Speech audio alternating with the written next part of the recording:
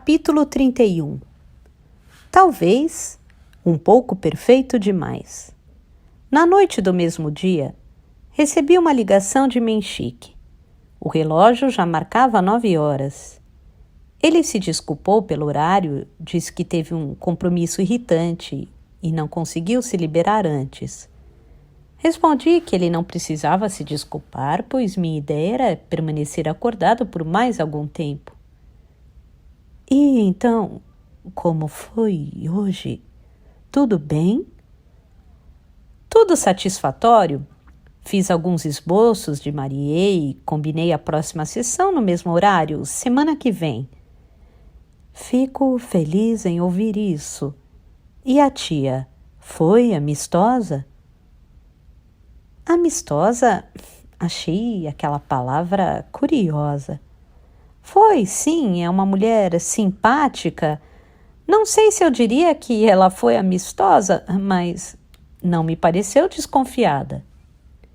Contei em linhas gerais os acontecimentos daquela manhã. Menchik me escutava com tanta atenção que tive a impressão de que ele quase não respirava, como se quisesse absorver cada informação sem deixar escapar nada. Apenas abriu a boca para me fazer algumas perguntas. Como tinha sido a chegada, que roupas usavam, como eram, o que disseram, como foi desenhar Marie. Contei tudo a ele. Só não mencionei que Marie estava preocupada com o tamanho dos seus peitos. Achei que aquele assunto deveria ficar só entre mim e ela. Seria cedo demais se eu fizesse a visita já na semana que vem? Bom, cabe a você decidir, não sei avaliar. Para mim, não haveria problema. Menchik passou algum tempo em silêncio. Preciso refletir um pouco. É uma questão bastante delicada. Disse ele por fim. Reflita com calma e não se preocupe. Ainda demorarei um tempo até terminar a pintura. Não faltarão oportunidades. De qualquer maneira, para mim, não faria diferença se fosse na próxima semana. Era a primeira vez que eu percebia Menchik hesitar daquele jeito. Até aquele momento, decidir sobre qualquer assunto sem titubear era uma das marcas daquele homem.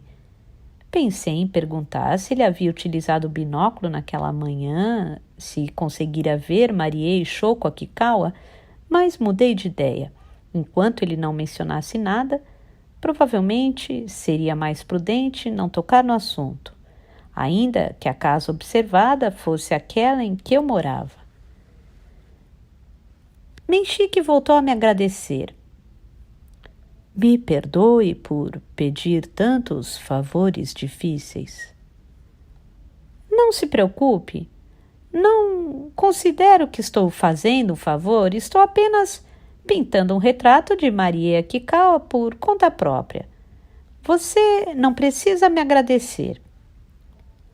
Ainda assim, sou muito grato em diversos sentidos.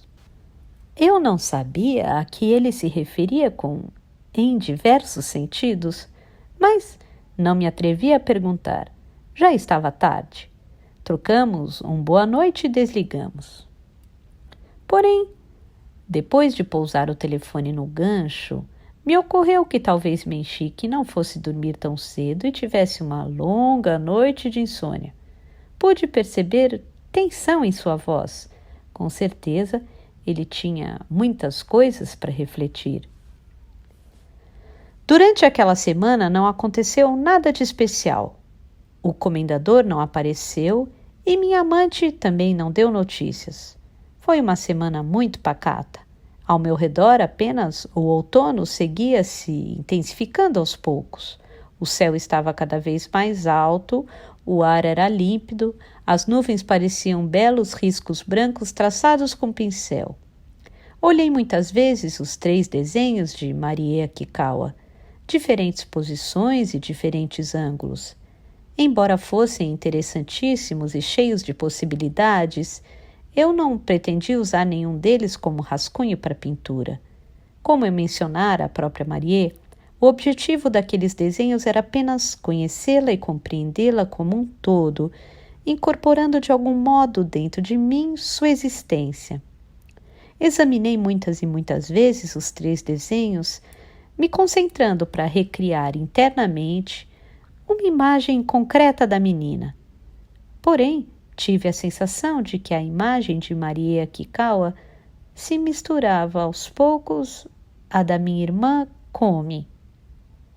Eu não conseguia julgar se era algo apropriado ou não, mas as almas das 2 meninas, praticamente da mesma idade, já haviam se conectado nas profundezas do meu ser, onde eu não era capaz de chegar e onde não podia mais separar uma da outra. Na quinta-feira chegou uma carta de minha esposa. Era a primeira vez que ela entrava em contato comigo desde minha saída de casa em maio. A remetente e o destinatário estavam escritos no envelope com a caligrafia bonita que eu conhecia tão bem. Ela continuava usando meu sobrenome.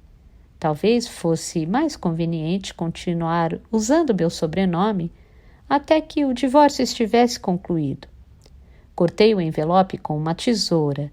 Dentro havia um cartão postal com a imagem de um urso polar em pé sobre um iceberg e uma mensagem simples de agradecimento por eu ter assinado e enviado os documentos do divórcio sem demora. Olá, como vai você? Por aqui estou levando sem maiores problemas. Continuo morando no mesmo lugar. Obrigada por enviar os documentos tão rápido. Obrigada mesmo. Quando eu tiver alguma notícia sobre o processo, volto a escrever. Se você precisar de alguma coisa que deixou aqui, me avise. Posso enviar pelo correio. Espero que tudo corra bem para nós 2 nessa nova etapa da vida. Yuzu. Reli aquela carta diversas vezes, me esforçando para decifrar os sentimentos escondidos por trás das palavras. Mas não consegui decifrar nenhum sentimento nem nenhuma intenção naquele texto curto.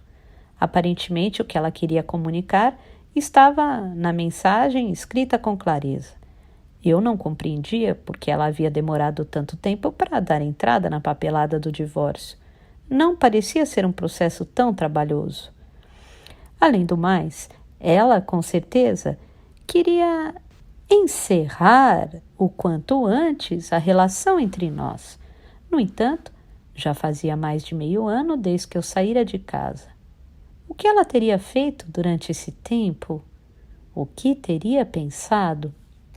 Procurei observar demoradamente a imagem do urso polar do cartão, mas também não consegui decifrar nenhuma intenção específica. Por que um urso polar? Talvez ela simplesmente tivesse usado o cartão que estava à mão. Esse era o meu palpite.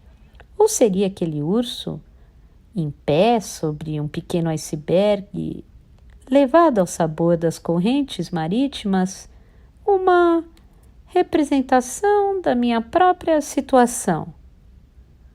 Não, acho que eu estava indo longe demais. Coloquei o cartão dentro do envelope que guardei na primeira gaveta da escrivaninha. Ao fechá-la, tive a ligeira impressão de que as coisas haviam avançado mais um passo, como se a marcação na escala tivesse subido um grau depois daquele crack. Claro, esse passo não tinha sido dado por escolha minha. Alguém ou alguma coisa havia providenciado o novo degrau, e eu me limitava a avançar conforme o programado. De repente, me recordei do que dissera Marie no domingo sobre a vida depois do divórcio.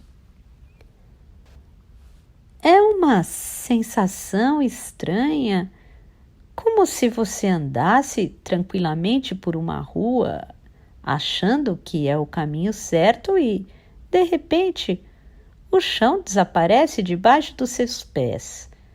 Então, você continua dando um passo depois do outro, no meio do vazio, sem direção, sem nada. Dava na mesma uma corrente marítima sem rumo ou um caminho sem chão. De qualquer maneira, não passavam de metáforas.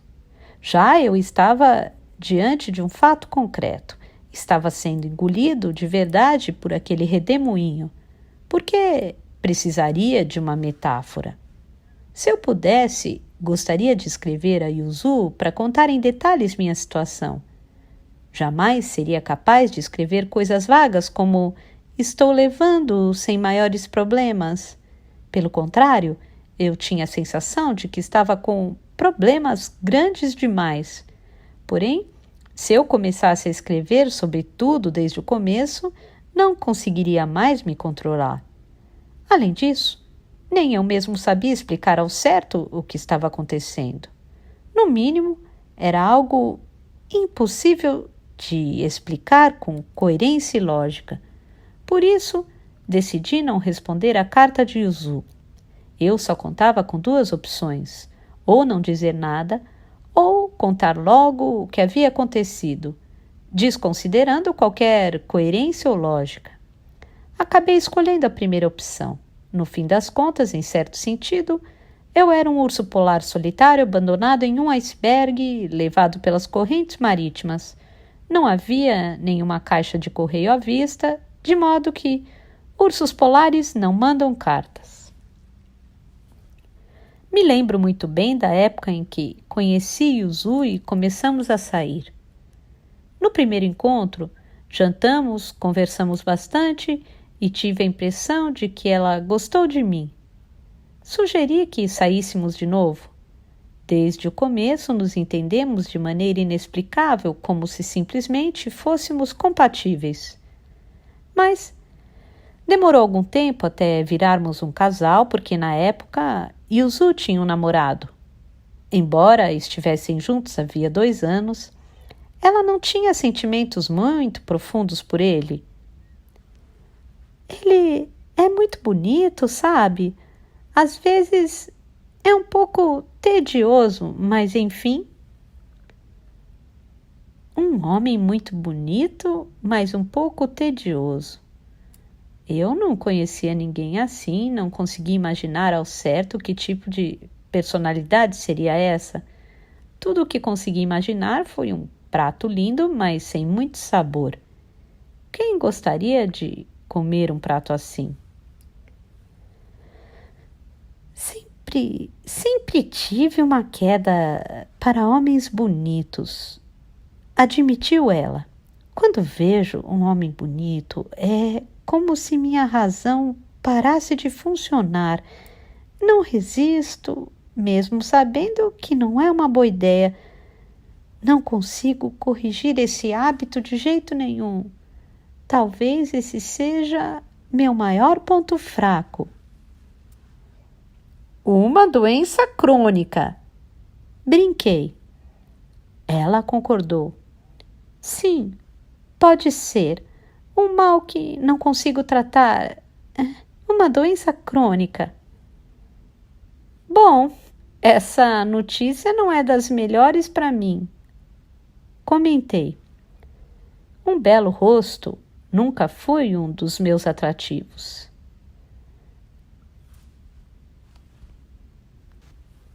Ela não discordou, apenas deu uma risada. Pelo menos ao meu lado, ela não parecia entediada. A conversa fluía com naturalidade e ela se divertia bastante. Então, esperei com paciência até que seu relacionamento com o tal namorado bonito acabasse. Como se não bastasse ser bonito, ele também tinha se formado em uma universidade renomada e trabalhava em uma empresa renomada, ganhando um alto salário. Sem dúvida, teria se dado bem com o pai de Yuzu. Durante esse tempo de espera, conversávamos sobre muitos assuntos e íamos a muitos lugares, nos conhecendo cada vez melhor. Trocávamos beijos e abraços, mas nunca chegamos a transar. Ela não queria ter relações sexuais com mais de um parceiro. Neste quesito, sou da moda antiga, explicou. Então, só me restava esperar. Aquela situação se arrastou por cerca de 6 meses. Para mim, parecia uma eternidade. Em alguns momentos, tive vontade de jogar tudo para o alto, mas no fim, consegui suportar, pois tinha a convicção de que um dia ficaríamos juntos. Até que, finalmente, o namoro de Yuzu com um homem bonito chegou ao fim. Ao menos é o que acho, já que ela não me falou uma palavra sobre isso. E ela aceitou namorar comigo, um homem não muito bonito e, de quebra, sem muito sucesso. Me lembro bem da primeira vez em que transamos. Tínhamos ido a uma pequena estação termal no interior e passamos uma primeira noite memorável. Tudo correu muito bem, tão bem que eu poderia dizer que foi perfeito. Talvez um pouco perfeito demais. Sua pele era branca, macia e sedosa.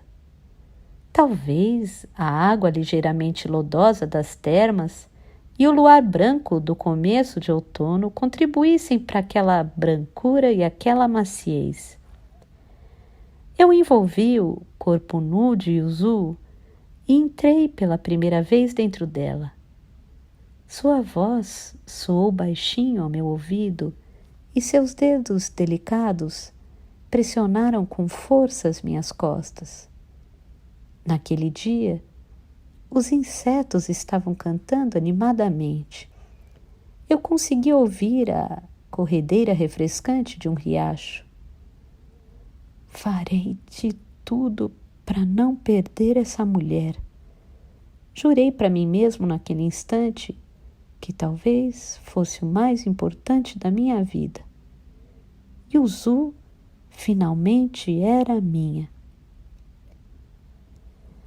Depois de ler sua breve mensagem naquele cartão postal, passei muito tempo pensando em Yuzu, em como nos conhecemos, na primeira noite que passamos juntos. Compreendi que o que sentia por ela praticamente não havia mudado desde o primeiro encontro até hoje. Eu ainda não queria perdê-la, tinha certeza. Havia assinado a papelada do divórcio, mas era outra questão. Porém, em todo caso, ela havia de repente se afastado de mim para muito longe, talvez longe demais, tão longe que nem com o binóculo mais potente eu conseguiria enxergá-la. Sem que eu me desse conta, ela devia ter arranjado um novo namorado bonito. Então, como sempre, foi como se sua razão parasse de funcionar. Eu devia ter percebido quando ela deixou de querer transar comigo. Ela nunca tinha relações sexuais com mais de um parceiro. Se eu tivesse prestado atenção, teria sido tão claro. Uma doença crônica, pensei, uma doença crônica e sem cura, uma propensão fisiológica intocada pela razão. Naquela noite, uma noite chuvosa de quinta-feira, tive sonhos longos e sombrios. Estava em uma pequena cidade costeira na província de Miyagi ao volante de um Subaru Forester branco. No sonho, aquele carro era meu. Vestia uma velha jaqueta preta de couro e tinha à cabeça um boné preto da marca de golfe Yonex. Eu era alto, tinha o rosto bronzeado e um cabelo bem curto com alguns fios brancos. Em suma, eu era o homem do Subaru Forester branco e seguia sem chamar atenção um carro compacto, um Peugeot 205 vermelho. Onde estavam minha esposa e seu amante? Estávamos em uma estrada à beira-mar e observei quando os dois entraram em um motel espalhafatoso distante da cidade. No dia seguinte, fui ao encalço da minha esposa e estrangulei seu delicado e branco pescoço com o cinto de roupão de banho. Eu era um homem de braços fortes, acostumado a trabalho pesado. Apertava seu pescoço com toda a força e gritava bem alto. Nem eu conseguia entender o que estava gritando. Era um grito de ódio puro, sem sentido. Um ódio violento como eu jamais havia sentido. Dominava meu corpo e minha mente. Eu gritava, lançando gotas brancas de saliva pelo ar. Minha esposa arfava, tentando levar ar aos pulmões. Eu via suas têmporas se agitando em pequenos espasmos e sua língua cor-de-rosa se enrolar dentro da boca e suas veias azuis surgindo sob a pele como um mapa pintado em tinta invisível. Senti o cheiro do meu próprio suor, um odor desagradável que eu nunca sentira antes emanava do meu corpo como o vapor sob as termas. Era o cheiro de um animal selvagem. Não é para você me pintar, ordenava a mim mesmo, apontando furiosamente para meu reflexo em um espelho na parede. Não me pinte mais! Neste exato momento, despertei. Só então compreendi qual havia sido meu maior medo naquela cama de motel na cidade costeira. No fundo, o meu medo era acabar estrangulando de verdade aquela mulher, a moça de quem nem sequer sabia o nome. Ela tinha dito que eu podia só fingir, mas talvez não parasse por aí. Talvez não ficasse apenas no fingimento. E o motivo para essa terrível possibilidade existia dentro de mim. Também gostaria de me compreender melhor, mas não é fácil. Eu dissera isso a Marie Kikawa. Me lembrei dessa frase enquanto secava o suor do corpo com uma toalha. Na manhã de sexta-feira, a chuva havia parado, dando lugar a um céu todo azul. Caminhei pelas redondezas por cerca de 1 hora para acalmar a agitação da noite mal dormida. Entrei no bosque, contornei o santuário e inspecionei o buraco como não fazia algum tempo. Novembro havia chegado e o vento soprava sensivelmente mais frio. O chão do bosque estava coberto de folhas caídas e molhadas. Como esperado, o buraco estava fechado com as tábuas que também estavam cobertas de folhas de cores variadas, além das pedras que serviam de peso. No entanto, tive a impressão de que a posição das pedras estava ligeiramente diferente, com alterações mínimas. Mas não dei muita importância. Além de mim e de Menchik, ninguém mais entraria naquele bosque no meio do nada. Ergui só uma das tábuas e espiei dentro do buraco. Não havia ninguém. A escada continuava no mesmo lugar, apoiada contra a parede. Sob meus pés, aquela câmara sombrio de pedra continuava existindo em um silêncio profundo como sempre. Voltei a tábua para o lugar e arrumei as pedras sobre ela. Também não dei muita importância à ausência de 2 semanas do comendador. Como ele mesmo dissera, as ideias precisam se ocupar de muitos assuntos. Assuntos que ultrapassam tempo e espaço.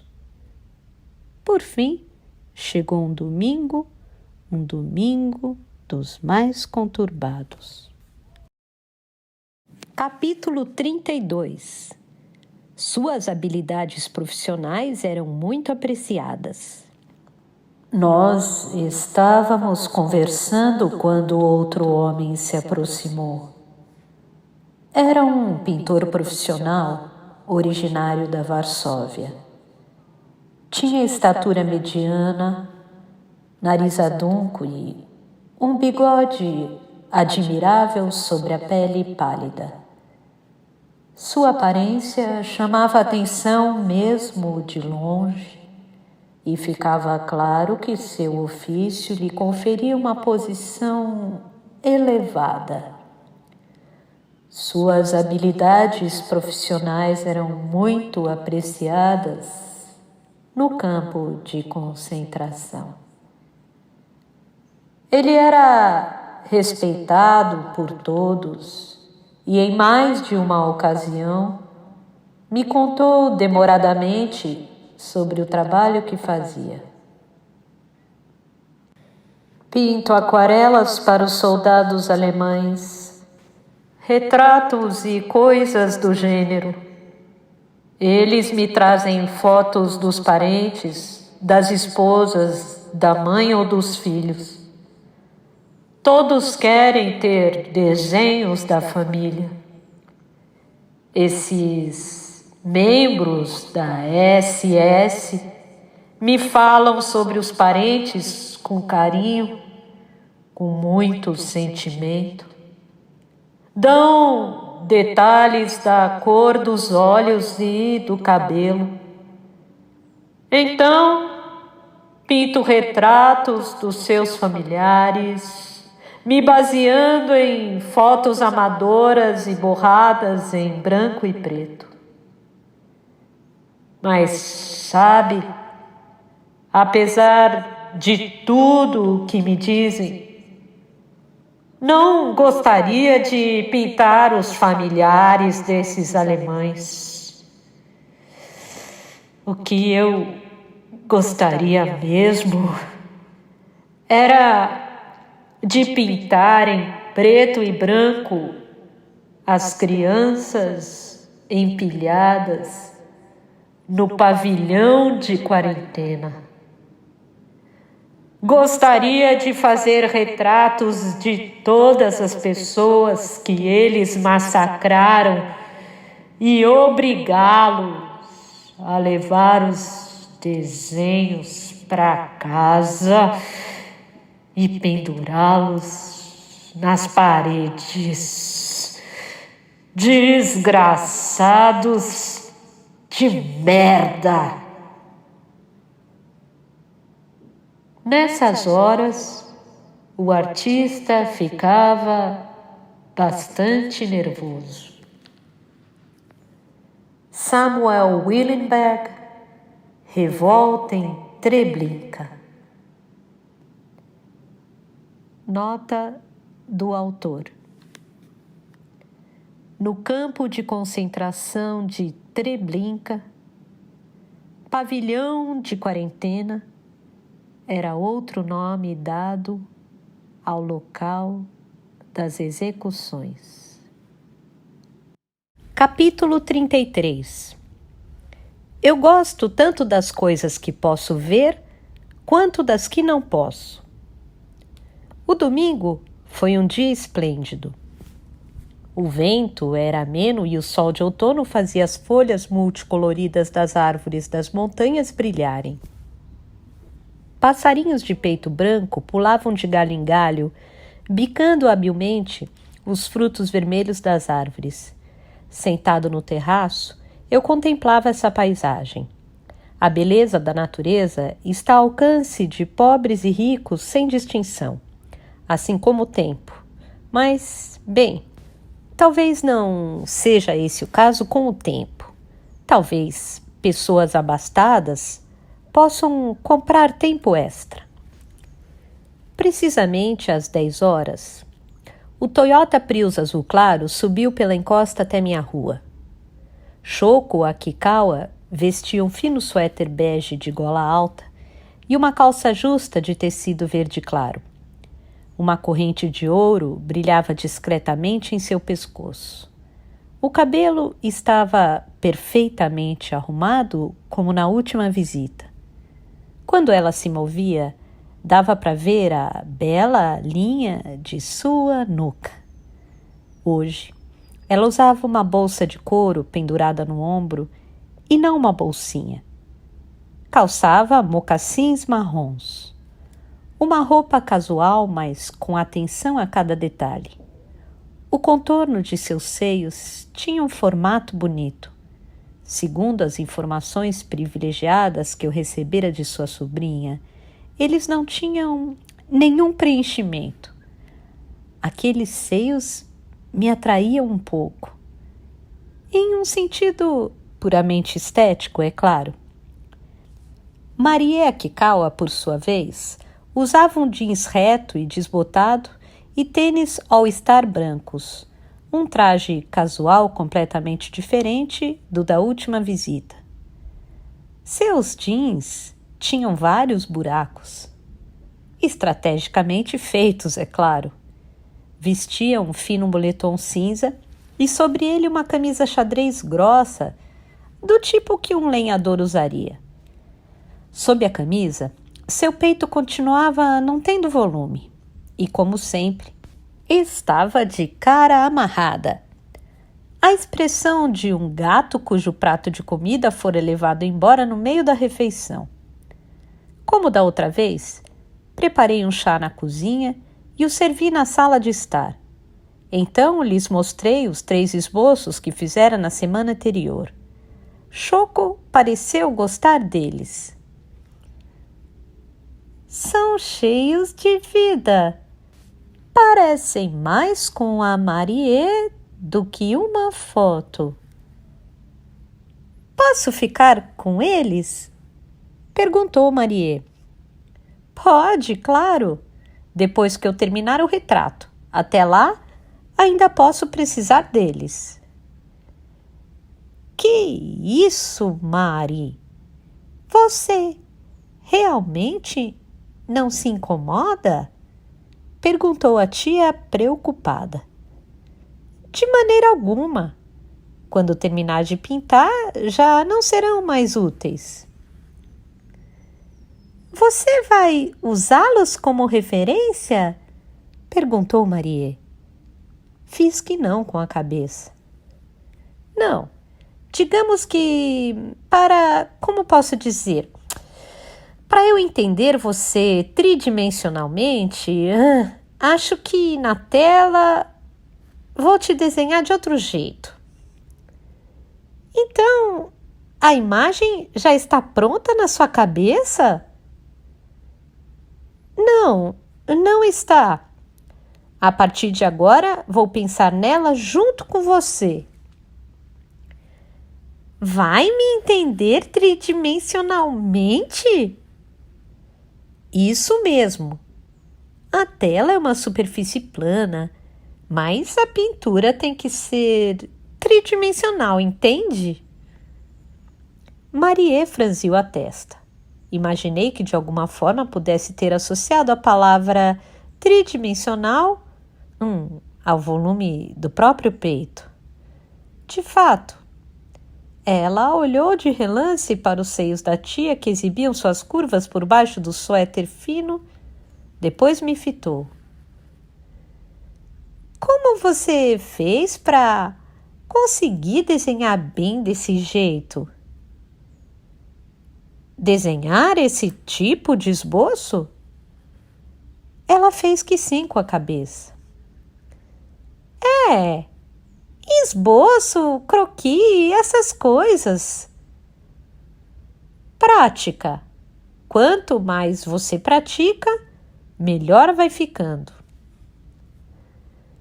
Mas acho que tem muita gente que, por mais que pratique, não melhora muito. Ela estava certa. Muitos colegas na faculdade de artes nunca se tornaram bons pintores, por mais que treinassem. Podemos espernear à vontade, mas somos dirigidos pelas nossas habilidades inatas ou pela falta delas. Mas se eu começasse a falar sobre isso, a conversa ia perder o rumo. Exato, mas isso não quer dizer que você não precisa praticar. Tem muitos talentos e habilidades que só aparecem se a gente puser em prática. Shoko Akikawa assentiu com a cabeça, concordando enfaticamente. Marie lançou um olhar duvidoso. Você queria aprender a desenhar bem? Perguntei. Ela fez que sim. Eu gosto tanto das coisas que posso ver quanto das que não posso. Encarei seus olhos. Uma luz brilhava neles. Não entendi exatamente o que ela queria dizer, mas esse brilho no fundo dos seus olhos me interessou mais do que suas palavras. Que coisa esquisita de se dizer, disse Choco. Parece uma charada. Marie não respondeu. Só continuou fitando as próprias mãos. Quando ergueu novamente os olhos, pouco depois, o brilho havia desaparecido. Foi apenas por um instante. Fui para o ateliê junto com Marie. Choco tirou da bolsa o mesmo livro grosso da semana passada. Pelo formato, acho que era o mesmo. E logo se pôs a ler recostada no sofá. Parecia muito absorta. Fiquei ainda mais curioso para saber que tipo de livro seria. Mas não perguntei. Eu e Marie ficamos frente a frente, separados por cerca de 2 metros, como no outro dia. A diferença é que, desta vez, eu tinha diante de mim o cavalete com uma tela. Mas ainda não tinha pincel nem tinta nas mãos. Meus olhos iam e vinham de Marie para a tela em branco. Refletia sobre como poderia transportar sua imagem tridimensional para a tela. Aquilo necessitava de um tipo de narrativa. Não bastava simplesmente olhar para a pessoa e sair desenhando. Nada bom resultaria disso. Poderia acabar tendo apenas uma semelhança razoável. Para um verdadeiro retrato, o ponto de partida essencial era encontrar a narrativa que precisava ser descrita. Passei algum tempo estudando o rosto de Marie, eu num banquinho, ela na cadeira da mesa de jantar. Ela fitava meus olhos de volta quase sem piscar. Não chegava a ter uma expressão desafiadora, mas a determinação de quem não vai recuar. Suas feições, delicadas como as de uma boneca, podiam passar uma impressão enganosa, mas na realidade, aquela era uma menina de personalidade forte. Tinha a própria maneira de agir e não hesitava. Quando traçava uma linha, não se dobrava facilmente. Olhando bem, alguma coisa nos olhos de Marie lembrava os de Menchique. Eu já tinha sentido isso antes, mas essa semelhança me surpreendeu novamente. Era um brilho que eu gostaria de descrever como o instante congelado de uma chama. Continha calor, mas ao mesmo tempo era profundamente sereno. Parecia uma pedra preciosa com uma fonte de luz própria em seu interior, onde 2 forças lutavam fervorosamente, uma para sair e se expandir, e outra para se ocultar e olhar para dentro. Porém, talvez eu só sentisse isso por ter ouvido a confissão de Menchique sobre como Marie poderia ser sangue do seu sangue. Talvez eu estivesse buscando, inconscientemente, uma ligação entre os dois. Qualquer que fosse o caso, o fato é que a peculiaridade daquele brilho no olhar era um dos elementos fundamentais de sua expressão, e eu precisava transpô-lo para a tela como algo que perfurava e abalava a aparência equilibrada de suas feições. Mas eu ainda não conseguia vislumbrar o contexto no qual deveria inserir esse brilho. Se eu falhasse, aquele brilho poderia parecer apenas como uma pedra gélida. De onde vinha e para onde queria ir, o calor que brotava em seu interior. Era o que eu precisava saber. Depois de 15 minutos encarando alternadamente seu rosto e a tela, eu desisti. Empurrei o cavalete para longe e respirei fundo várias vezes. Vamos conversar. Tá bom. Sobre o quê? Queria saber um pouco mais sobre você. O quê? Por exemplo? Bem, como é o seu pai? Marie curvou um pouco a boca.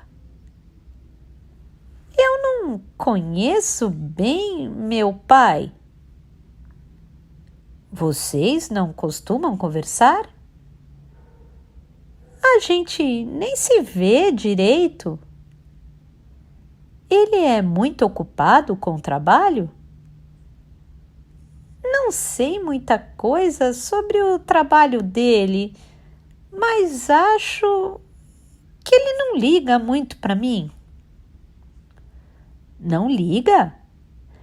É, ele deixa tudo por conta da minha tia. Eu não consegui dizer nada sobre isso. E da sua mãe? Você se lembra? Se não me engano, você tinha 6 anos quando ela faleceu, não é? Da minha mãe, eu só lembro alguns borrões. Que tipo de borrões? Minha mãe desapareceu da minha frente de repente. Eu era muito pequena para entender o que significava morrer. Então, eu não sabia de verdade o que tinha acontecido. Ela estava ali e, de repente, não estava mais. Que nem uma fumaça escapando por alguma fresta.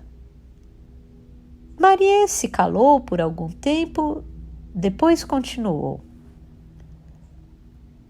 Ela desapareceu rápido demais e eu não consegui entender a razão. Então, não me lembro direito das coisas que aconteceram logo antes ou depois de sua morte. Foi um período muito confuso para você. Parece que tem uma parede bem alta separando o tempo em que a minha mãe estava viva e o tempo depois que ela se foi. Não consigo ligar os dois. Ela ficou quieta por algum tempo, mordendo o lábio. Entende o que quero dizer? Acho que sim.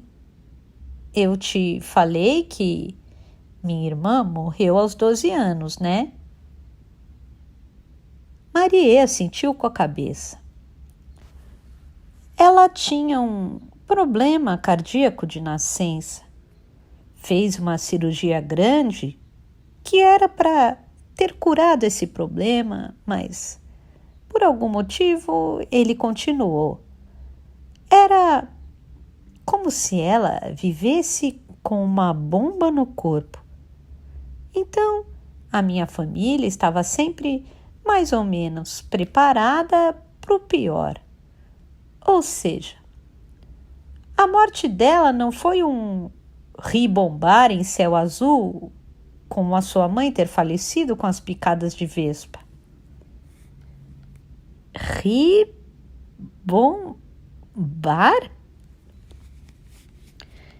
ribombar em céu azul. Quando o dia está bonito, mas cai um raio de repente. Quer dizer, quando acontece uma coisa inesperada sem aviso prévio. Ribombar em céu azul. Como escreve isso? Eu não sei escrever os ideogramas de ribombar. Acho que nunca escrevi. Se quiser saber, pode olhar no dicionário quando chegar em casa. Ribombar em céu azul. Repetiu Marie mais uma vez, como se estivesse guardando aquela expressão em uma gaveta mental. Enfim, nós já imaginávamos que isso pudesse acontecer, mas quando minha irmã teve de fato um infarto e morreu no mesmo dia, não adiantou nem um pouco estar preparado. Eu fiquei paralisado. E não só eu, mas toda a minha família. Várias coisas dentro de você ficaram diferentes do que eram antes? Sim, mudaram completamente dentro e fora de mim. O jeito que o tempo passa ficou diferente. E, como você disse, é difícil conectar as coisas antes de sua morte e depois. Marie encarou meu rosto por 10 segundos inteiros, então falou: Sua irmã era uma pessoa muito importante para você, não era? Sim, ela era muito importante. Marie baixou a cabeça, compenetrada, depois a ergueu. Por causa das minhas memórias divididas desse jeito, eu não consigo lembrar direito da minha mãe, o tipo de pessoa que era, seu rosto, o que me dizia. E meu pai também não me conta muito sobre ela. A única coisa que eu sabia sobre a mãe de Marie era a descrição extremamente detalhada que Menchique fizera de seu último encontro sexual. O sexo intenso que eles fizeram no sofá do seu escritório, no qual talvez Marie tenha sido concebida. Mas é claro que eu não podia falar sobre isso. Você deve ter alguma memória dela, não? Vocês viveram juntas por 6 anos. Só um cheiro. O cheiro dela? Não. Cheiro de chuva. De chuva? É. Estava chovendo. Uma chuva tão forte que dava para ouvir o barulho das gotas acertando o chão. Mas minha mãe estava andando pela rua sem guarda-chuva. E eu estava andando junto com ela no meio da chuva de mãos dadas. Acho que era verão. Será que era uma tempestade de verão? Acho que sim, porque as ruas tinham aquele cheiro de quando a chuva cai no asfalto quente de sol. É desse cheiro que eu lembro. A gente estava num tipo de mirante no alto da montanha e minha mãe estava cantando. Cantando o quê? Não me lembro da melodia, só de algumas palavras.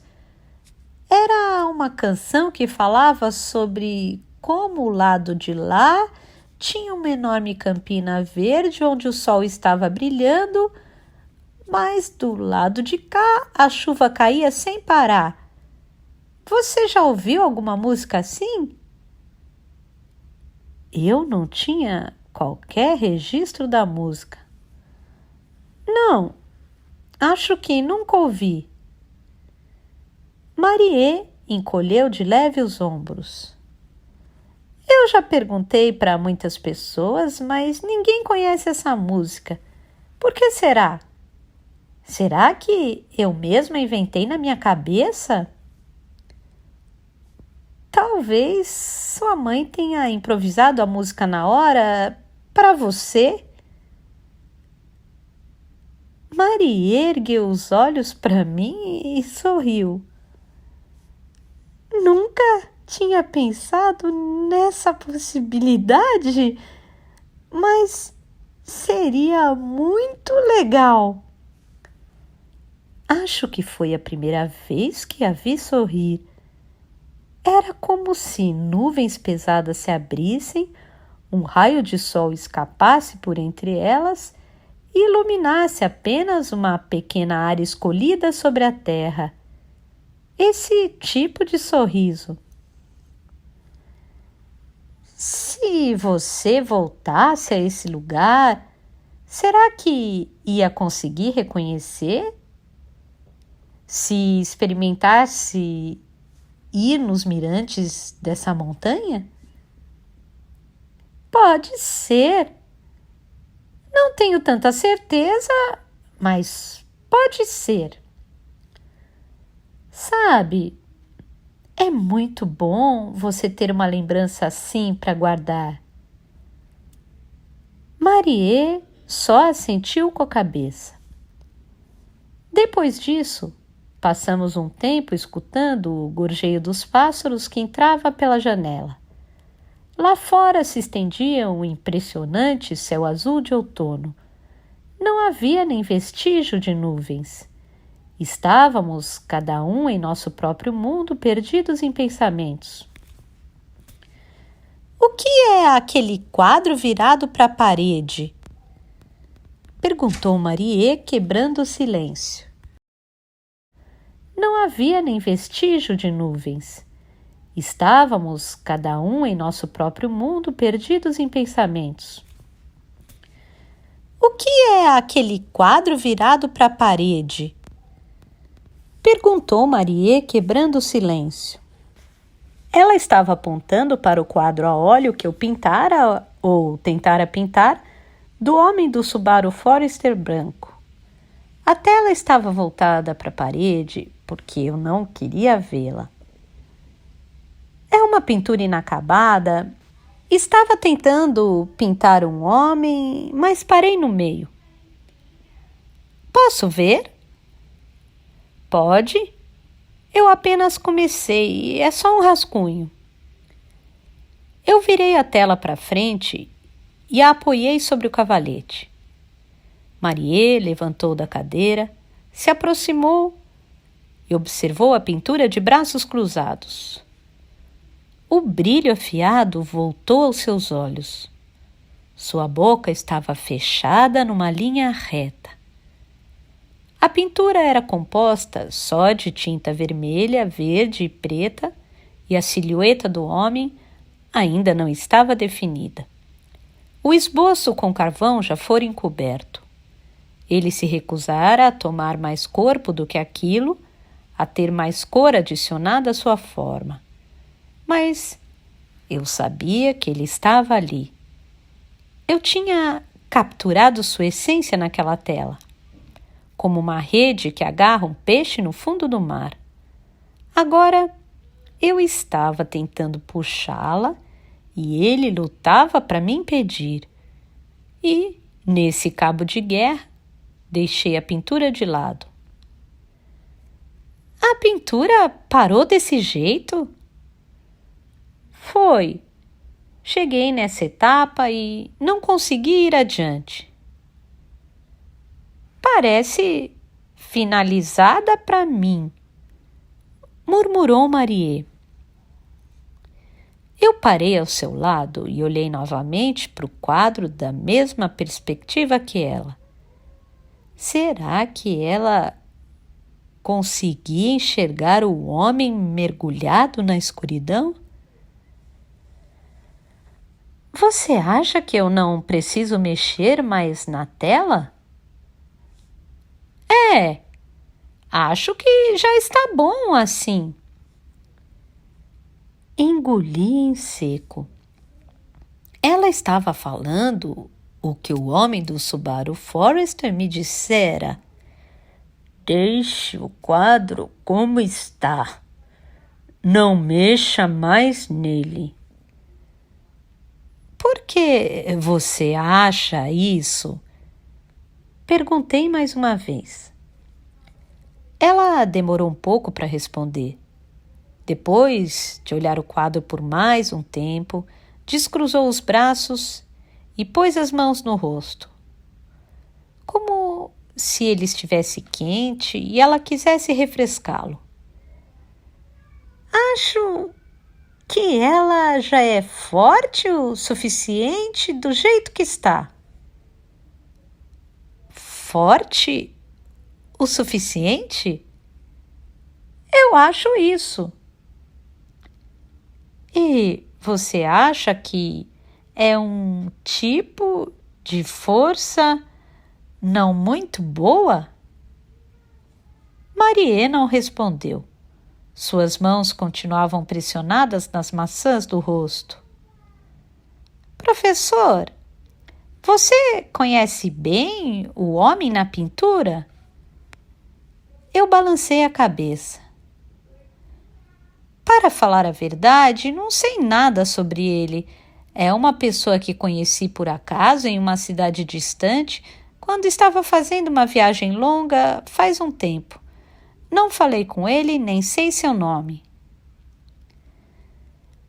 Eu não sei se a força que tem nesse quadro é boa ou ruim. Talvez algumas horas ela seja boa e outras seja ruim, depende da situação. Sabe, como as coisas que têm uma aparência diferente, dependendo do ângulo que a gente olha. E você acha que é melhor não dar forma a essa força, né? Ela me olhou nos olhos. Se você der forma a essa coisa e ela não for tão boa, o que você vai fazer?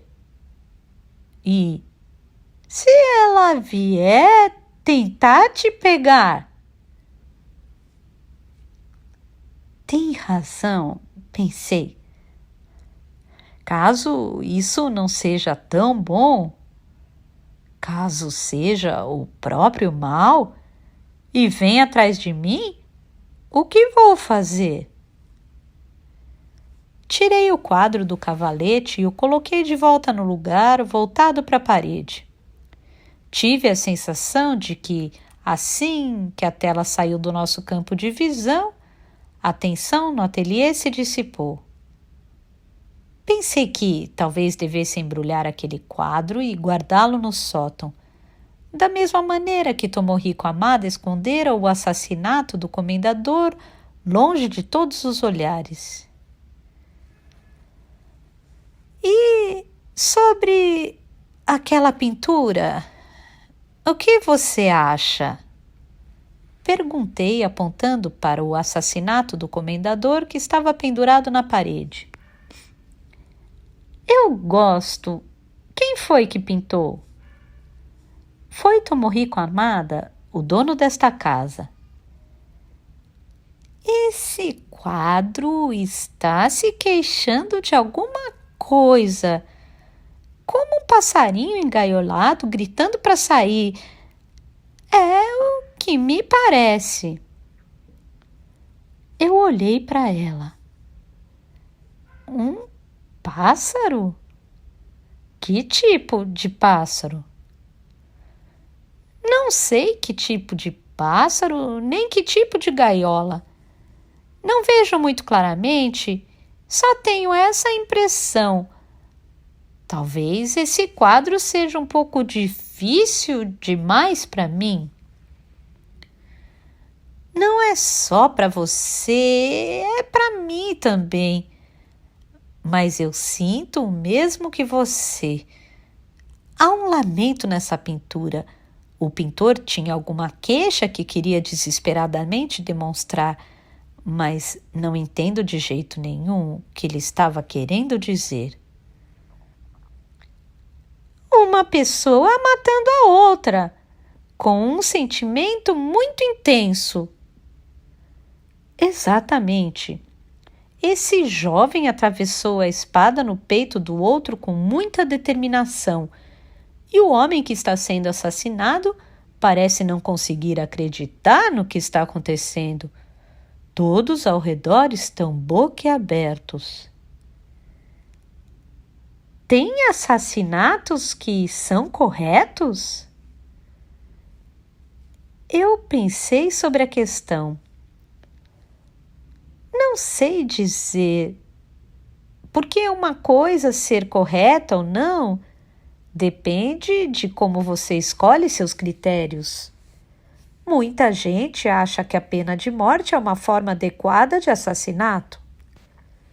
Ou assassinatos políticos, pensei.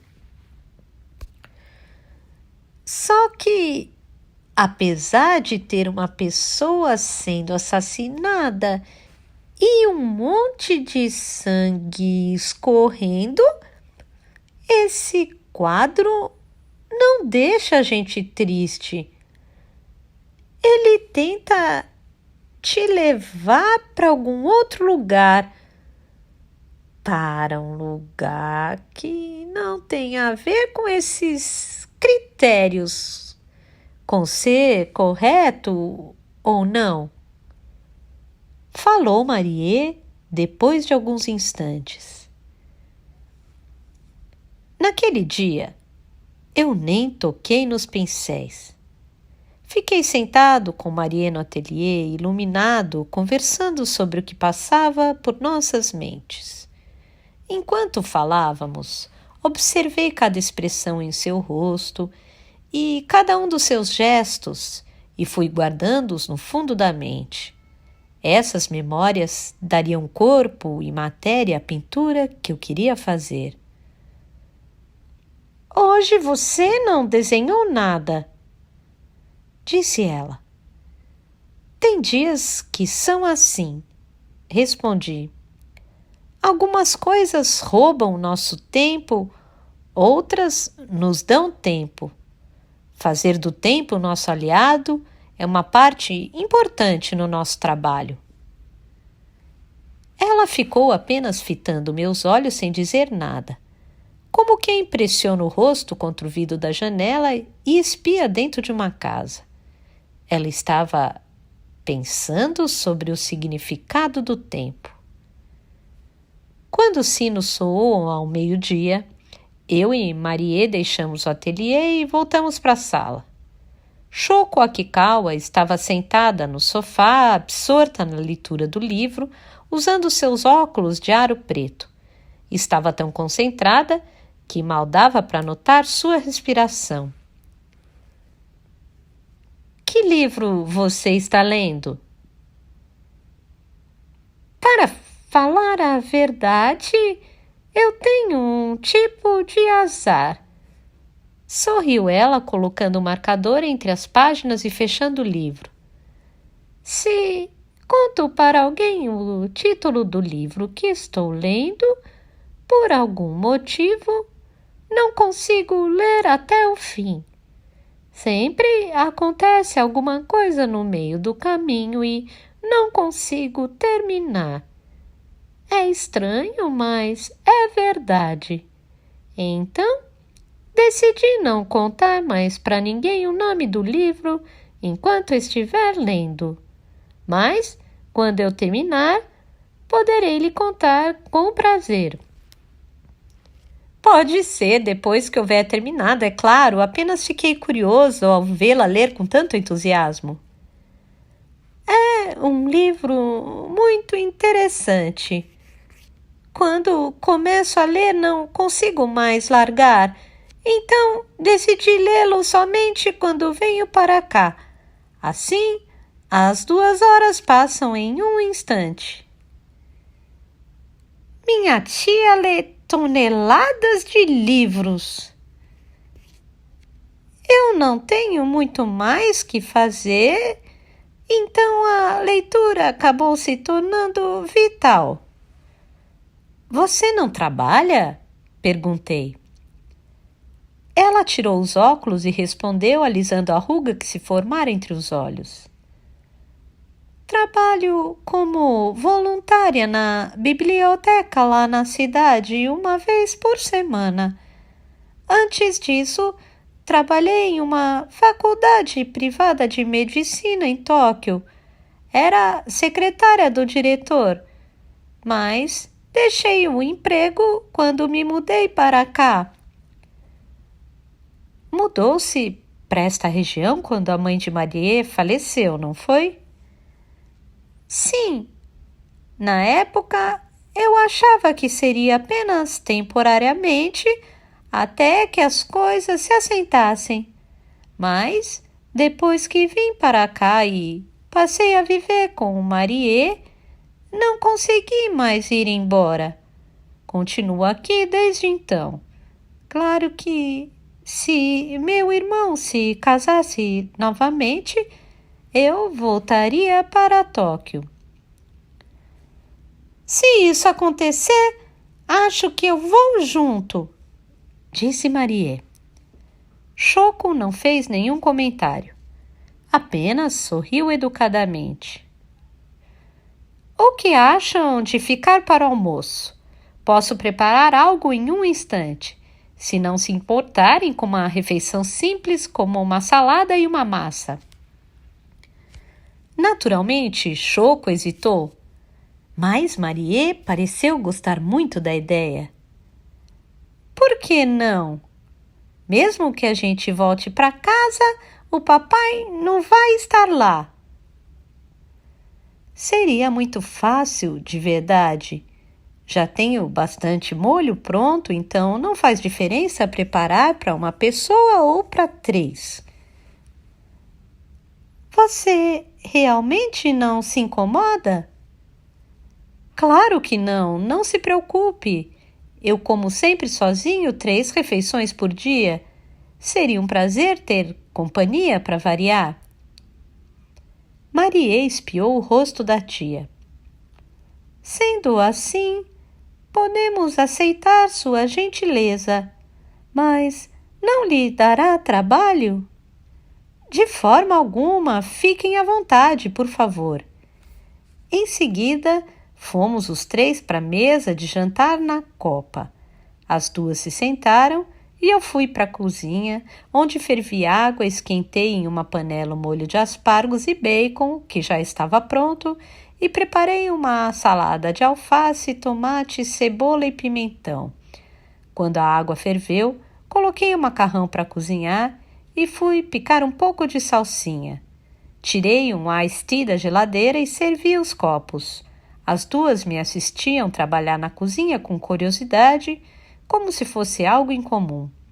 Shoko perguntou se podia ajudar com alguma coisa e eu respondi que não era nada tão complicado e pedi que ela esperasse tranquila na mesa. Você parece tão à vontade na cozinha, comentou ela admirada. É que faço isso todo dia. Cozinhar não é nenhum incômodo para mim. Desde jovem sempre gostei de trabalhar com as mãos.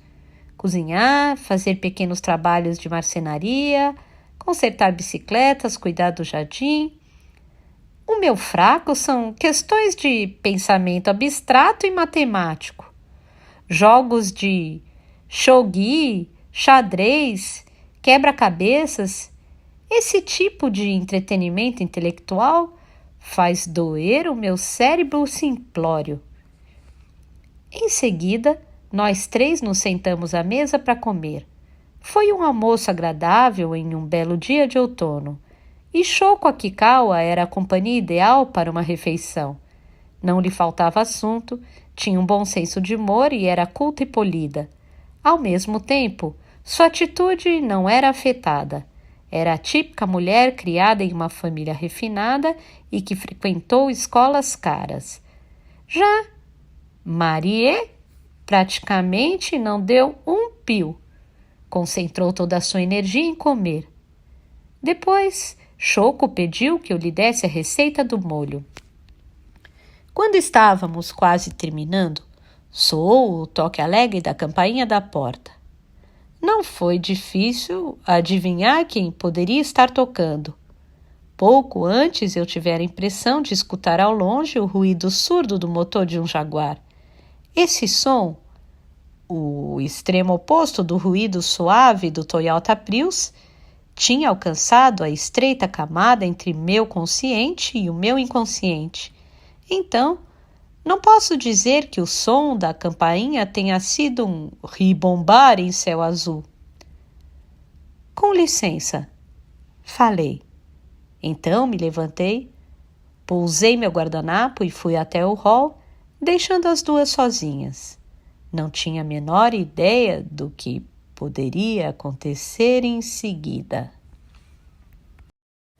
Capítulo 34. Falando nisso, faz tempo que eu não calibro os pneus. Abri a porta da casa e encontrei Menchik. Ele vestia um paletó de tweed cinza azulado e um colete elegante com uma estampa discreta sobre uma camisa branca de botões. Usava uma calça de sarja mostarda clara e sapatos de camurça marrom. Como de costume, todas as peças lhe caíam muito bem. Os fartos cabelos brancos reluziam sob o sol de outono e o jaguar prateado aparecia às suas costas. Ao lado do jaguar estava o Toyota Prius azul. Ver os dois carros lado a lado era como ver alguém de dentes tortos sorrindo de boca aberta. Sem dizer nada, sinalizei que entrasse. Seu rosto estava retesado de nervoso, como uma parede de argamassa nova ainda úmida. Era a primeira vez que eu vi essa expressão no rosto de Menchik. Ele era sempre sereno, controlado, cuidando ao máximo para que suas emoções não transparecessem. A cor de seu rosto não havia mudado, nem mesmo depois de passar uma hora fechado em um buraco escuro.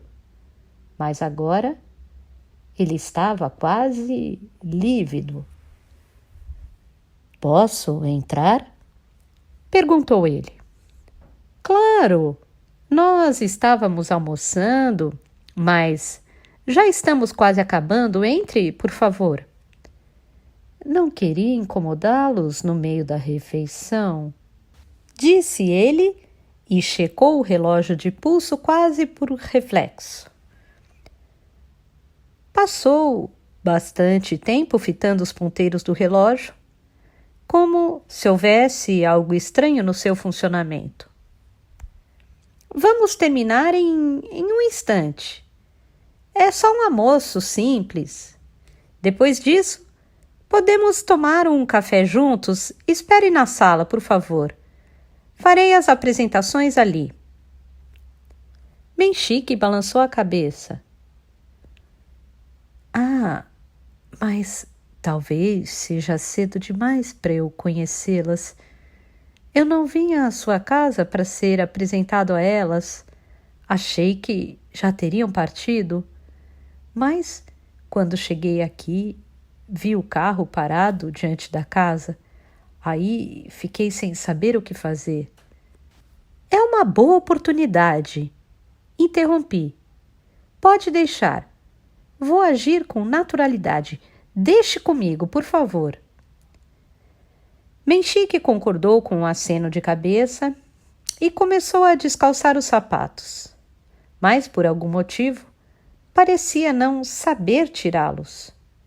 Esperei que desse um jeito de se descalçar e o levei até a sala de estar. Ele já estivera naquela sala várias vezes, mas correu curioso os olhos pelo cômodo, como se fosse a primeira vez. Espere aqui. Sente-se ali e fique à vontade, por favor. Não vamos demorar nem 10 minutos. Deixei Menjique ali sozinho, apesar de isso me deixar um pouco apreensivo, e voltei para a mesa. As duas já tinham terminado de comer durante minha ausência. Seus garfos estavam pousados sobre os pratos. Você tem visita? Perguntou Choco preocupada. Sim, mas tudo bem, é só um conhecido que mora por aqui e passou por acaso. Pedi a ele que esperasse na sala. É uma pessoa muito tranquila, então não precisam se preocupar. Vou terminar de comer. Comi o pouco que faltava do meu almoço. Enquanto elas me ajudavam recolhendo a louça da mesa, preparei um café. O que acha de irmos à sala de estar e tomarmos café junto com ele? Perguntei a Shoko Akikawa. Mas não será inconveniente para a sua visita? De maneira alguma. Gostaria de aproveitar essa coincidência para apresentá-los. Eu comentei que ele mora aqui perto, mas na verdade é do outro lado do vale. Então, creio que você não conheça. Qual é o nome dele? É Menjique. Men, como o ideograma usado em carteira de habilitação, e chique, como em tonalidade. Que nome diferente! É a primeira vez que o ouço. Vivendo em lados opostos do vale, realmente deve ser raro nos cruzarmos, mesmo que os endereços sejam próximos. Fomos para a sala de estar levando uma bandeja com café, açúcar e creme para 4 pessoas. Ao entrar, me surpreendi por não ver Menjique em parte alguma. A sala estava vazia. Ele também não estava no terraço, nem parecia ter ido ao toalete. Onde será que ele se meteu? Falei comigo mesmo. Ele estava aqui? Perguntou Choco. Sim, até agora há pouco. Fui até o hall de entrada, mas não encontrei seus sapatos de camurça. Calcei um chinelo e abri a porta. O jaguar continuava parado no mesmo lugar. Então, pelo visto, ele não tinha voltado para casa. Os vidros do carro ofuscavam, refletindo a luz do sol, e não dava para ver se tinha alguém dentro. Caminhei até o carro e encontrei Menjique sentado no banco do motorista procurando alguma coisa. Bati no vidro. Ele abriu a janela e ergueu os olhos para mim atrapalhado. O que houve, Menjique? Queria ver a calibragem dos pneus, mas não estou encontrando o medidor. Sempre tenho um no porta-luvas. Mas você precisava fazer isso com tanta urgência? Não preciso, é que eu estava lá sentado e, de repente, me lembrei que isso estava me incomodando. Falando nisso, faz tempo que eu não calibro os pneus. Então, não há problemas com eles? Não, nada demais. Estão normais. Então, você não quer deixar a calibragem para depois e voltar para a sala? Eu passei um café e elas estão esperando. Esperando? Esperando por mim? Sim, eu disse a elas que iria apresentá-lo. Ah, e agora? O que foi? É que ainda não estou preparado para ser apresentado psicologicamente, digamos. Ele tinha o olhar perdido e aterrorizado de alguém no 16º andar de um prédio em chamas, sendo incitado a pular em um colchão de ar de resgate que, dali, parecia ser do tamanho de uma bolacha de chope. É melhor você vir. Vamos, é muito simples. Menchique concordou em silêncio, saiu do carro e fechou a porta. Ensaiou trancá-la, mas depois se deu conta que não era necessário. Estávamos no meio de uma montanha deserta. E guardou a chave no bolso da calça. Quando entramos na sala, Choco e Marie estavam sentadas esperando por nós. Ao nos ver entrar, as duas se levantaram educadamente. Apresentei Menchique a elas em poucas palavras, como quem faz uma ação corriqueira e perfeitamente natural. Menchique também posou para um quadro meu, tive a honra de pintar seu retrato. Descobrimos que morávamos perto, então mantivemos contato desde então. Você vive do outro lado do vale, não é mesmo? Ao ouvir sobre sua casa, Menchique empalideceu a olhos vistos. Sim, moro lá há alguns anos. Quanto tempo será? Acho que 3, ou talvez sejam 4. Ele me lançou um olhar inquisitivo, mas eu não disse nada. A sua casa é visível daqui? Sim, dá para vê-la daqui, mas não é nada demais e é um lugar muito inconveniente no alto da montanha. Nesse aspecto, a nossa é igual. Para comprar qualquer coisinha é um trabalho imenso. Os celulares e o rádio não pegam direito. E o pior é quando acumula neve. As ruas ficam tão escorregadias que não tenho coragem de sair com o carro. Bom, felizmente só nevou tanto assim uma vez há 5 anos. Sim, nesta região praticamente não neva. É graças ao vento quente que vem do mar. A influência do mar é realmente espantosa.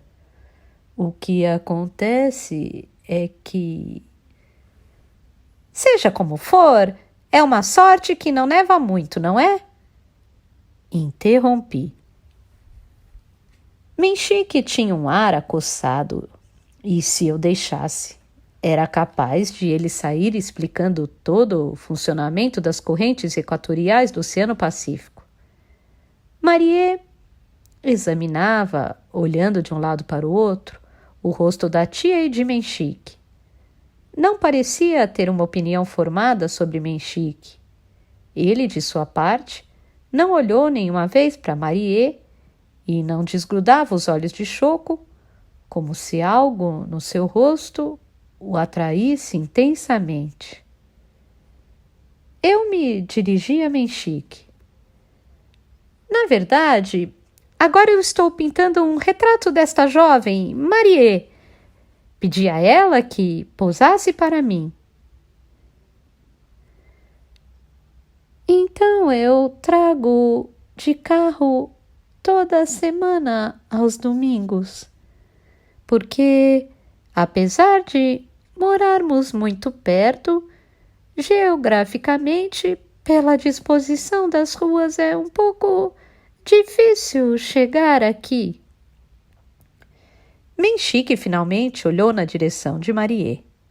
Seus olhos se moviam sem parar, feito uma mosca no inverno tentando achar alguma coisa em seu rosto sobre a qual pousar. Porém, não pareceu encontrar nada apropriado.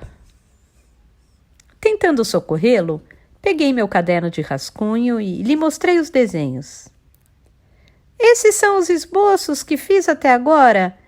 Ainda estamos nesse estágio preliminar. Não comecei a pintura propriamente dita. Menchique olhou por muito tempo esses esboços, como se quisesse engoli-los com o olhar. Parecia que para ele, olhar os desenhos de Marie era muito mais significativo do que olhar para a menina de carne e osso. Mas é claro que não era esse o caso.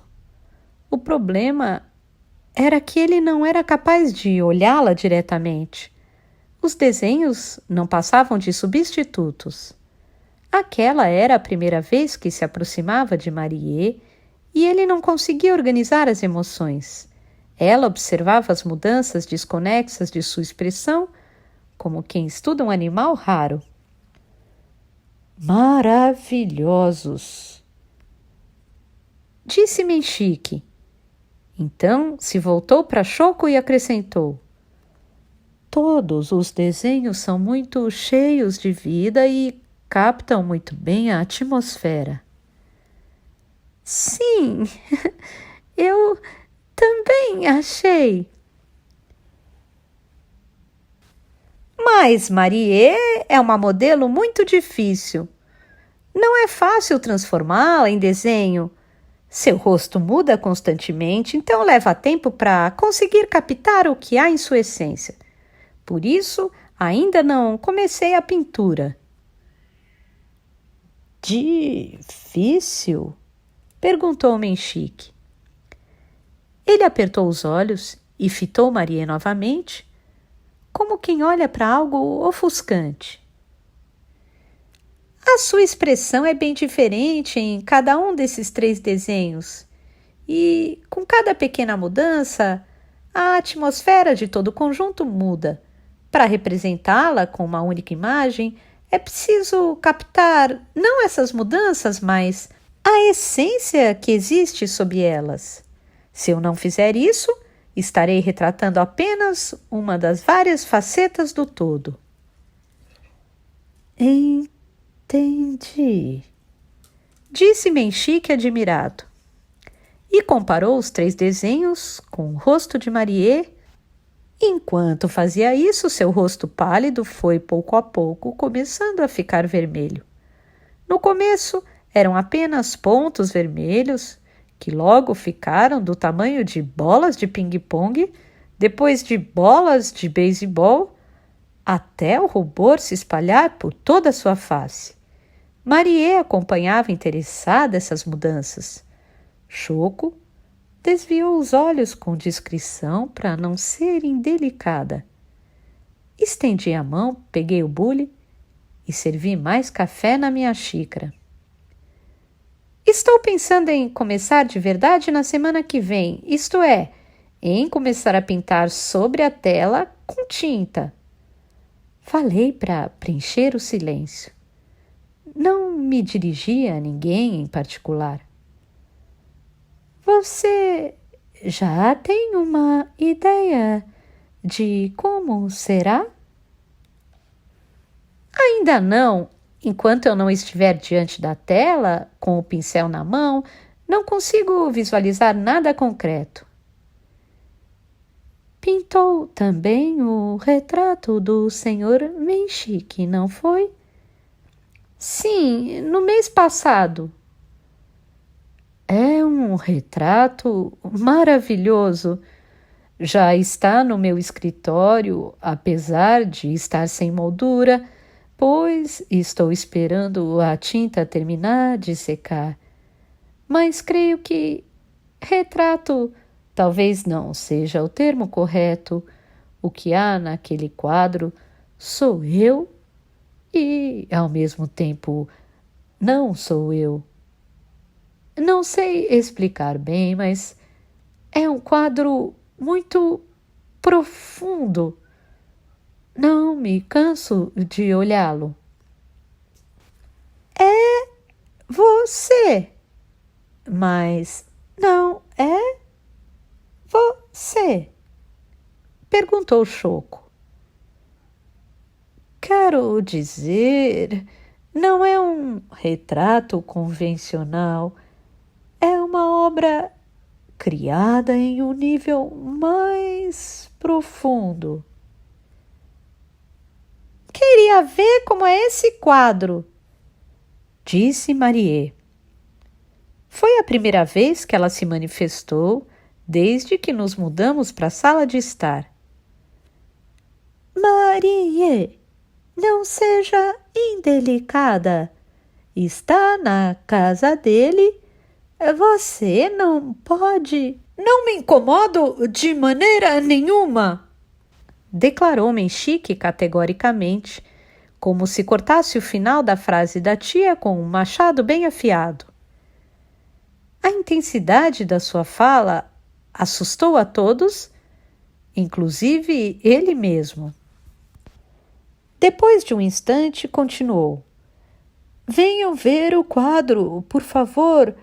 Afinal, moramos tão próximos. Não façam cerimônias. São bem-vindas a qualquer momento. Depois de um instante, continuou. Venham ver o quadro, por favor. Afinal, moramos tão próximos. Não façam cerimônias. São bem-vindas a qualquer momento. Depois de dizer isso, Menchique ficou ainda mais vermelho. Talvez tenha percebido na própria fala uma urgência excessiva. Você gosta de pinturas, Marie? Perguntou ele, virando-se para a menina. Sua voz voltara ao normal. Marie assentiu de leve. Se não for inconveniente para vocês, eu poderia vir encontrá-las no próximo domingo, neste mesmo horário. Então, vamos à minha casa para que vejam a obra. Não poderíamos lhe dar tanto trabalho. Eu quero ver o quadro. No fim, ficou combinado que Menchique viria buscá-las no domingo seguinte, depois do meio-dia. Perguntaram se eu gostaria de me juntar a eles, mas eu recusei polidamente, dizendo que tinha um compromisso naquele dia. Não queria me envolver ainda mais no assunto. Preferia deixar o resto dos acontecimentos a cargo somente das partes envolvidas. O que quer que acontecesse, eu queria ficar de fora. Tinha apenas servido como intermediário, ainda que não fosse minha intenção, entre os dois lados. Eu e Menchique acompanhamos a bela Choco e sua sobrinha até o lado de fora para nos despedirmos. Choco passou algum tempo examinando o jaguar estacionado ao lado do seu Prius, como um criador de cachorros avalia o cão de outra pessoa. Este é o modelo mais recente do Jaguar, não é? Sim, no momento é o modelo coupé mais novo. Você gosta de carros?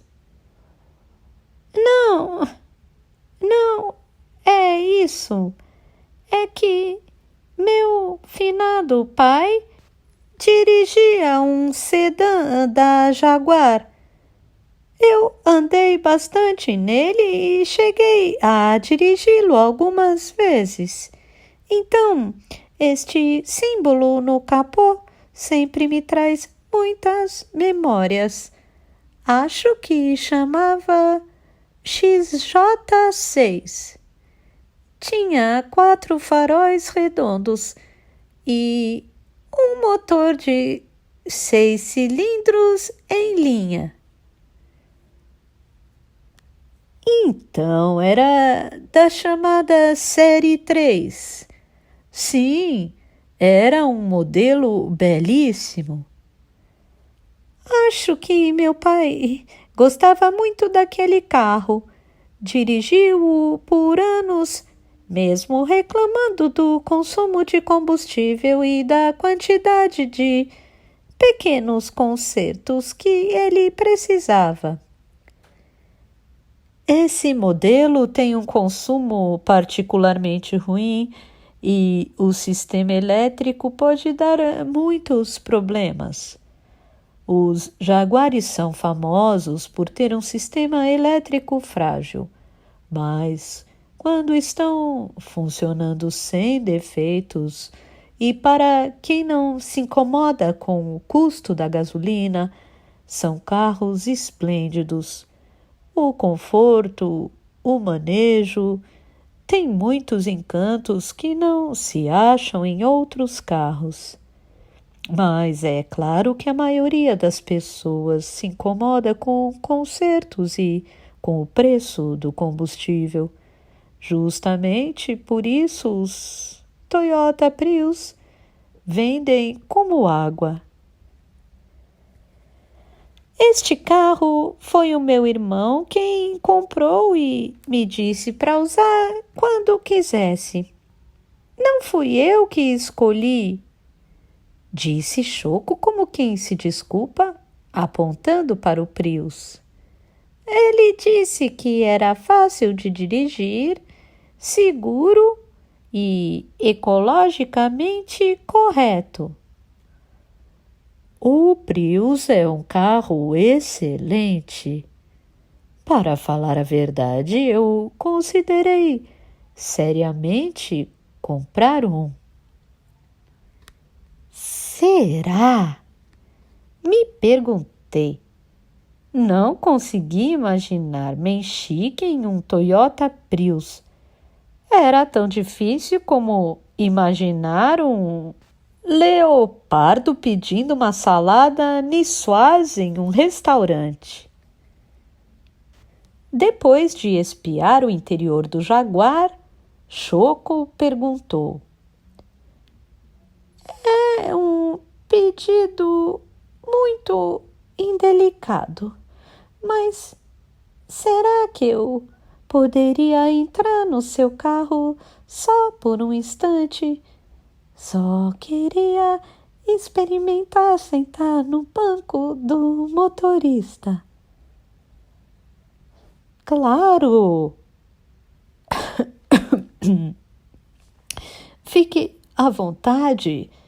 Se quiser, pode dirigir um pouco para ver como é. Eu achei surpreendente Choco ficar tão interessada assim pelo automóvel de Menchik. Pela sua aparência tranquila e equilibrada, não me parecia o tipo que gosta de carros. Porém, Choco Akikawa entrou animada no carro, se acomodou sobre o assento de couro cor-de-creme, examinou o painel com interesse e pousou as mãos sobre o volante. Depois, levou a mão esquerda ao câmbio. Menchik pegou a chave do carro no bolso e a entregou a ela. Experimente ligá-lo. Choco pegou a chave em silêncio, inseriu ao lado do volante e girou no sentido horário. Em um instante, aquele grande animal felino despertou. Ela passou algum tempo ouvindo, encantada, o som grave do motor. Eu me lembro deste som. É um motor V8 de 4,2 litros. O XJ6 que seu pai dirigia tem 6 cilindros e o número de válvulas também é um pouco diferente, mas talvez o som seja parecido.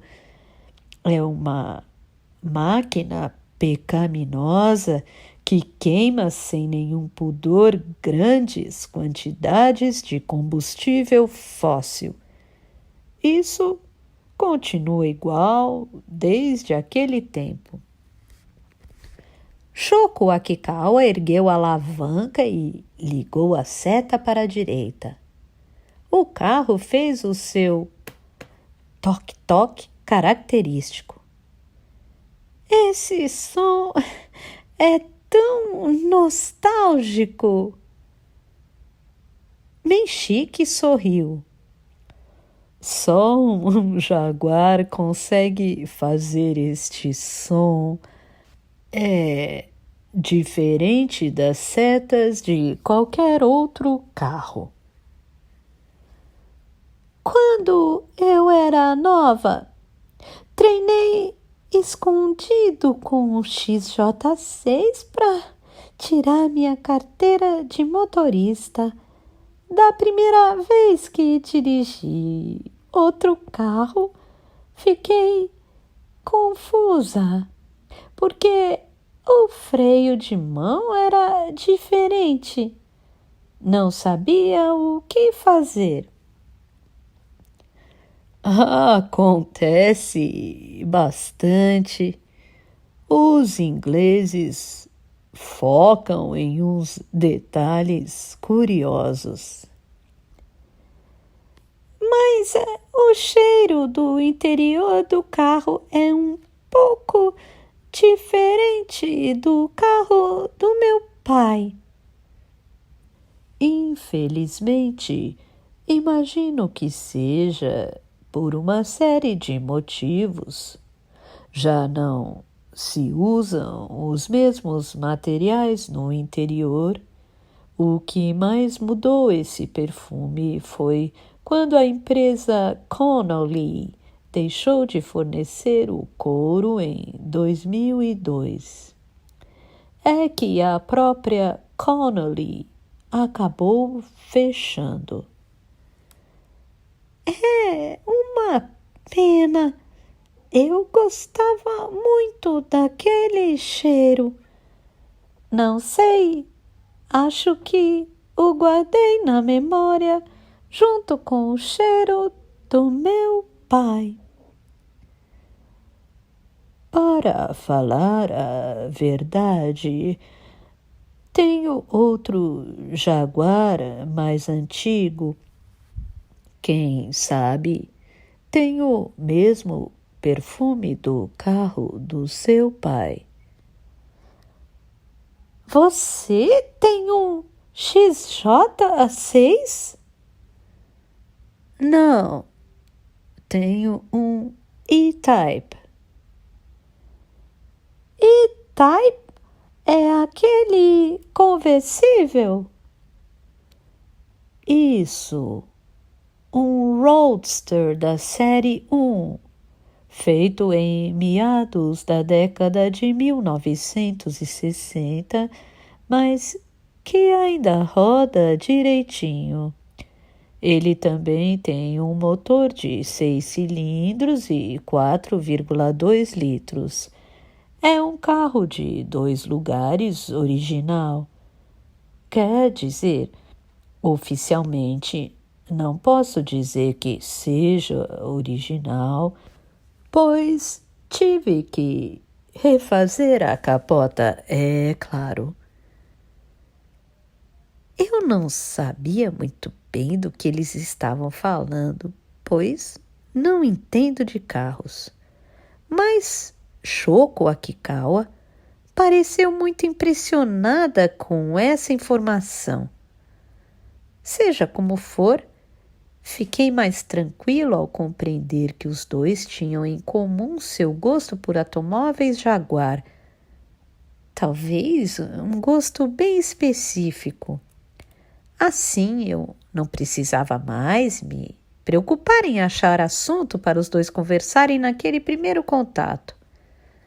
Marie parecia ter ainda menos interesse em carro do que eu, e ouvia a conversa com ar de extremo tédio. Choco saiu do carro, fechou a porta e devolveu a chave a Menchique. Ele aguardou novamente no bolso. Em seguida, Choco e Marie entraram no Prius azul. Menchique fechou a porta para Marie. Eu me surpreendi mais uma vez ao notar quão diferente é o som da porta do Jaguar e do Prius. Há realmente muitas variações de um só som neste mundo. Assim como um simples toque de uma corda solta no baixo acústico pode soar completamente diferente nas mãos de Charles Mingus ou de Rain Brown. Bom, então até o próximo domingo.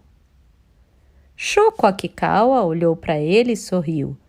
Depois, partiu apertando as mãos no volante. Quando perdemos de vista a traseira gorducha do Toyota Prius, eu e Menchique voltamos para dentro da casa e terminamos o café já frio que havia ficado na sala. Durante algum tempo, não dissemos nada. Menchique parecia estar relaxando a tensão de todo o seu corpo, como um atleta depois de cruzar a linha de chegada de uma exigente corrida de longa distância. É uma menina muito bonita, não é? Comentei depois de um tempo. Marie Akikawa. Sim, de fato. E provavelmente ficará ainda mais bela quando crescer. Disse Menchique, mas parecia estar pensando sobre outra coisa enquanto dizia isso. Como você se sentiu vendo-a de perto? Menchique deu um sorriso desconfortável. Para falar a verdade, não consegui olhar direito para ela. Estava muito nervoso. Mas acho que você viu pelo menos um pouco, não foi? Sim, é claro. Ele se calou por alguns momentos, depois ergueu a cabeça de repente e me encarou sério. E você, o que achou? O que achei sobre o quê? O rosto de Menchique voltou a se corar de leve. Quero dizer, há alguma coisa em comum entre as feições dela e as minhas. Você é um pintor e foi especialista em retratos por muito tempo, então imagino que entenda deste tipo de coisa.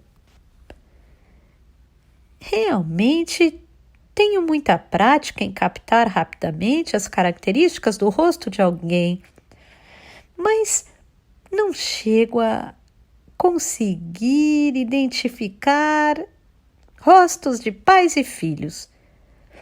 Neste mundo há pais e filhos que não se parecem em absoluto e pessoas sem parentesco algum que são iguaizinhas.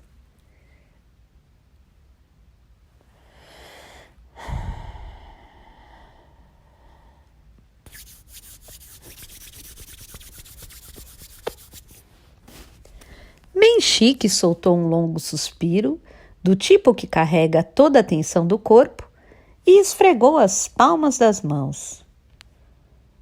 Não estou pedindo um diagnóstico de especialista. Queria apenas saber a sua opinião pessoal. Gostaria que me contasse se qualquer coisa tiver chamado a sua atenção, mesmo que seja algo sem importância. Eu pensei sobre isso por algum tempo, depois respondi. Pensando em cada um dos elementos do rosto, concretamente, vocês não têm muito em comum, mas tive a impressão de que há alguma coisa semelhante na forma que seus olhos se movem. Foi uma sensação repentina que tive algumas vezes. Ele fitou meu rosto com os lábios finos bem cerrados. Quer dizer, há algo em comum entre os nossos olhos? Talvez o fato de seus sentimentos transparecerem no olhar seja um ponto em comum entre vocês dois. A curiosidade, o entusiasmo, a surpresa, por exemplo, ou então a desconfiança e a relutância. Esse tipo de sentimento sutil aparece nos olhares. Apesar de não serem pessoas muito expressivas, os olhos de vocês agem como janelas do coração. É o contrário da maioria das pessoas. Muita gente tem um rosto rico em expressões, mas um olhar que não é tão vívido. Menchique pareceu surpreso. Meus olhos são assim? Eu assenti. Nunca me dei conta disso. Acho que você não poderia controlar isso mesmo que tentasse. Ou quem sabe suas emoções se concentram no olhar justamente porque você controla conscientemente suas expressões. Mas só dá para reparar observando com muita atenção. Talvez uma pessoa comum nem perceba. Mas você percebe. Captar expressões é a minha profissão. Menchique pensou cuidadosamente sobre a questão. Então, nós temos esse ponto em comum? Mas você não saberia dizer se nós somos sangue do mesmo sangue, certo? Ao ver o rosto das pessoas, eu tenho várias impressões artísticas que valorizo muito, porém essas impressões são distintas da realidade objetiva. Uma impressão não pode provar nada, é como uma borboleta carregada pelo vento e quase não tem aplicação prática. E você? Sentiu alguma coisa particular estando diante dela? Ele balançou a cabeça várias vezes. Não dá para saber nada vendo-a somente uma vez por alguns minutos. Preciso de mais tempo. Preciso me acostumar a estar próximo dela. Em seguida, balançou a cabeça novamente devagar. Enfiou as mãos nos bolsos do casaco como se procurasse por algo e as tirou, como alguém que esqueceu o que buscava. Em seguida, continuou. Não, talvez não seja uma questão de quantidade. Talvez quanto mais eu a veja, mais confuso fique e acabe não chegando a nenhuma conclusão. Pode ser que ela seja minha filha, sangue do meu sangue, pode ser que não, mas para mim, tanto faz. Só de vê-la à minha frente, de considerar essa possibilidade de poder tocar nessa hipótese com as mãos, eu sinto correr imediatamente pelas minhas veias um sangue renovado. Talvez até hoje eu nunca tivesse compreendido de verdade o sentido de estar vivo. Eu fiquei em silêncio. Não havia nada que eu pudesse dizer sobre o que passava na alma de Menchique, nem sobre a verdadeira definição do que é estar vivo. Ele olhou de relance para o relógio de pulso, leve e de aparência extremamente cara, e se ergueu desajeitado do sofá. Preciso agradecer a você, eu não teria conseguido fazer isso se não tivesse me incentivado. Dizendo isso, caminhou com passos incertos até o hall, calçou os sapatos e os amarrou devagar, depois saiu da casa. Assisti da porta enquanto ele entrava no carro e partia. Depois que o jaguar desapareceu, a quietude da tarde de domingo me envolveu novamente. O relógio mostrava que passava das 2 da tarde. Eu estava terrivelmente cansado. Peguei um velho cobertor no armário, me cobri com ele no sofá e dormi por algum tempo. Quando acordei, já passava das 3. O sol que penetrava na sala havia se movido só um pouco. Que dia estranho!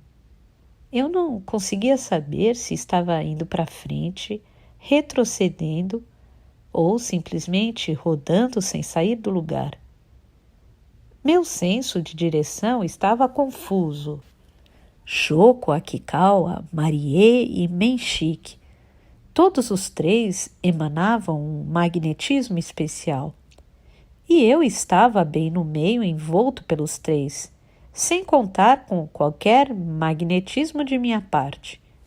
No entanto, por mais exausto que eu estivesse, o domingo ainda não havia chegado ao fim. Os ponteiros do relógio tinham acabado de passar das 3 horas. Ainda havia um bocado de tempo até aquele dia se tornasse passado e o seguinte despontasse. Mas eu não tinha vontade de fazer nada. Mesmo depois de um cochilo, ainda me sentia atrapalhado, como um velho novelo de lã enfiado no fundo de uma gaveta estreita da escrivaninha, que alguém enfiou ali à força e por isso agora a gaveta não fecha direito. Talvez, num dia como aquele, eu também devesse checar a calibragem dos meus pneus.